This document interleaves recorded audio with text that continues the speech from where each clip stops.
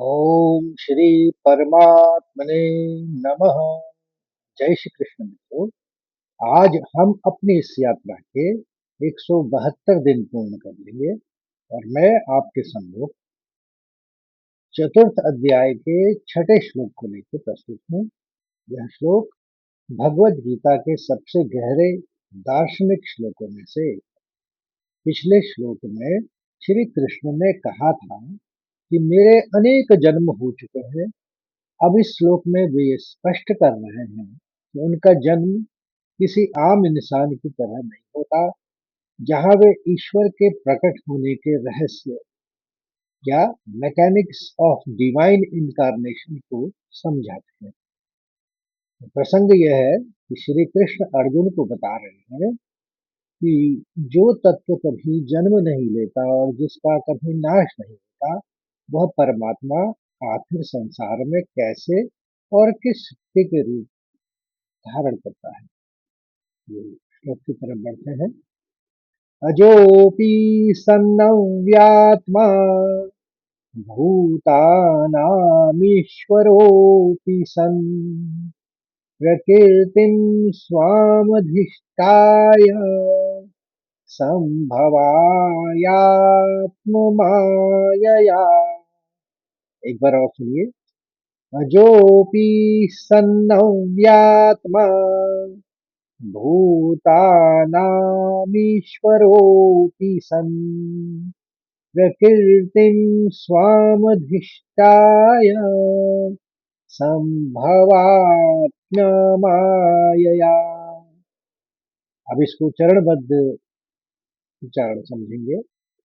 पहले चरण में दो शब्द अजोपि सन्नव्यात्मा आराम से उच्चारित हो जाएगा। अजोपि सन्नव्यात्मा। दूसरे चरण को देखिए। भूतानामीश्वरोऽपि सन्। काम से आघात है तो मीश्वरोऽपि श आएगा पहले, फिर वरोऽपि। भूतानामीश्वरोऽपि सन्। तीसरे चरण में दो शब्द हैं, प्रकृतिम और स्वामधिष्ठाय। प्रकृतिम स्वामधिष्ठाय। और आखिरी चरण यानी चौथा चरण संभवाम्यात्म। संभवाम्यात्म मायया। आराम से पढ़ने में संभवाम्यात्म मायया। संभवाम्यात्म मायया। आघात लेने से क्या होगा? जब वाक के संग म का उच्चारण करेंगे तो फिर म्यात्म आराम से पढ़ लेंगे। संभवाम्यात्म मायया। आ गया समझ में? अब एक बार आराम से इसको सुनिए। अजोपि सन्नव्यात्मा भूतानामीश्वरोऽपि सन् प्रकृतिं स्वामधिष्ठाय संभवाम्यात्ममायया।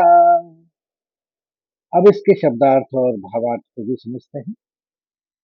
अजो अपि अजन्मा होते हुए भी या अनबॉर्न, सन होते हुए, अव्यय आत्मा अविनाशी स्वरूप वाला, इंग्लिश में बोले तो इम्पेरिशेबल या अनचेंजिंग, भूतानाम समस्त प्राणियों का, ईश्वर अपि ईश्वर स्वामी होते हुए भी, प्रकृतिम प्रकृति को या भौतिक स्वरूप या त्रिगुणमयी प्रकृति, स्वाम अपने स्वयं की, अधिष्ठाय वश में करके, अधीन करके या गवर्निंग, संभवामी प्रकट होता हूँ या मैनिफेस्ट होता हूँ, आत्म माया अपनी योग माया या दिव्य शक्ति से।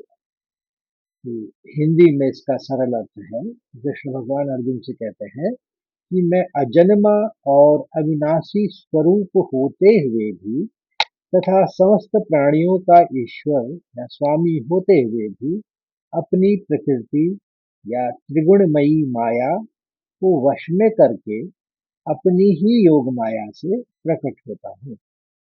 भावार्थ यह है कि अवतार और साधारण जन्म में भगवान अंतर बताते हैं। श्री कृष्ण यहाँ स्पष्ट करते हैं कि एक आम मनुष्य के जन्म और ईश्वर के अवतार या इनकारनेशन में क्या बुनियादी अंतर है। जीवात्मा का जन्म जो कि गुलामी है। एक साधारण मनुष्य अपने पिछले कर्मों के बंधनों और प्रकृति के तीन गुणों सत्व, रज और तम के दबाव में आकर विवश होकर जन्म लेता है। यह वह या प्रकृति का गुलाम होता है।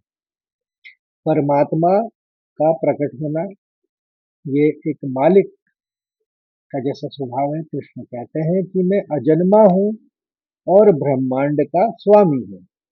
मैं किसी कर्म बंधन में बंध कर पैदा नहीं होता, बल्कि अपनी या स्वाम प्रकृति अपनी माया या प्रकृति को अपने नियंत्रण में रखता हूँ। मैं प्रकृति का गुलाम नहीं, उसका मालिक बनकर आता हूँ। आत्म माया या डिवाइन विल, ईश्वर का शरीर हमारी तरह हाड़ मांस और विकारों का नहीं होता। वे अपनी संकल्प शक्ति या योग माया से संसार के कल्याण के लिए एक रूप धारण करते हैं। जैसे एक अभिनेता या एक्टर मंच पर राजा या भिखारी का रूप अपनी मर्जी से धारण करता है और नाटक खत्म होने पर अपने असली रूप में लौट आता है, वैसे ही ईश्वर लीला करने आते हैं। मित्रों, आशा करता हूँ आपको यह श्लोक अच्छी तरह से समझ में आ गया होगा। और अच्छा लगे तो लाइक करिए, शेयर करिए और अपने अन्य साथी को इस मार्ग से जोड़िए। कल फिर एक नए श्लोक के साथ मिलते हैं। तब तक के लिए जय श्री कृष्ण, राधे राधे।